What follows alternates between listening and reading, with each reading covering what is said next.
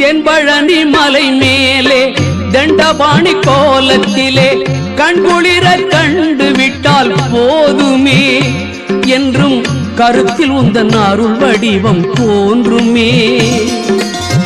தென்பழனி மலை மேலே தண்டபாணி கோலத்திலே கண்குளிர கண்டு விட்டால் போதுமே என்றும் கருத்தில் உந்தன் அருள் வடிவம் தோன்றுமே.